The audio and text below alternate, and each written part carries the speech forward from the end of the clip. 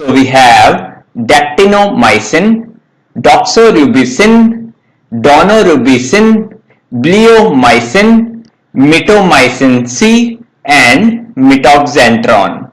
Mitoxantron is an exception that it does not end with mycin or bicin. Next, we fill up the antimetabolites. We have three categories in this group: the folate antagonist, the purine antagonist, and the pyrimidine antagonist. We observe that most of the antimetabolites ends with the letter 8 ATE or purine or BINE bine. In folate antagonist, we have a drug called methotrexate. Folate and methotrexate sound similar, easy to remember. In purine antagonist, we have 6-mercaptopurine, fludarabine, and cladribine. Purine and 6-mercaptopurine sound similar, easy to remember. In pyrimidine antagonist, we have 5-fluorouracil, citarabine, capecitabine, gemcitabine. So we see that the drugs ending with BINE bine all fall in this group. Next, we discuss the C, that is camptothecin analogues. We have two members here, topotecan and irinotecan.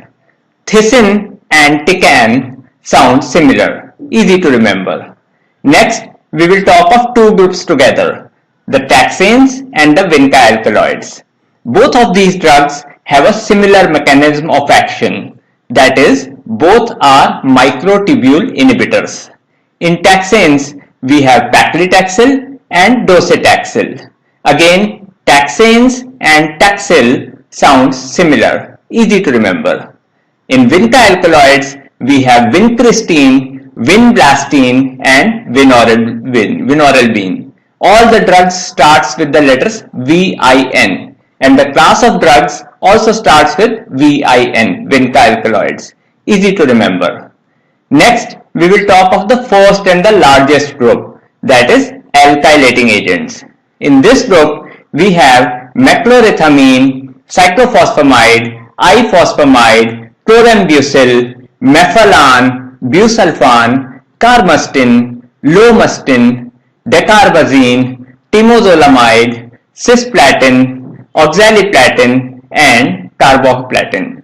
The platinum analogues, that is cisplatin, oxaliplatin, and carboplatin, are sometimes put into the miscellaneous group, but they have many pharmacological properties similar to alkylating agents, so I have classified them under alkylating agents. Now we observe that most of the drugs starting with the letter C are alkylating agents, such as cyclophosphamide, chlorambucil, carmustine, cisplatin, and carboplatin. Last, we have the miscellaneous group. In this group, we have procarbazine, the epipodophylotoxin, that is etoposide, the hydroxyurea, the enzyme L-asparaginase, tyrosine kinase inhibitors such as imatinib, nilotinib, and sorafenib, etc., the proteasome inhibitors such as bortezomib. We will now look at the drugs affecting the hormonal milieu. Many cancers are either hormone responsive or hormone dependent. In the first case, that is hormone responsive, the tumor regresses by hormone therapy, and in the second case, that is hormone dependent, the tumor regresses by removal of the hormone support. So in this group, we have glucocorticoids, estrogens, progesterones, SERM or selective estrogen receptor modulators such as tamoxifen, toramifene. The SERMs I have already talked about in one of my previous videos.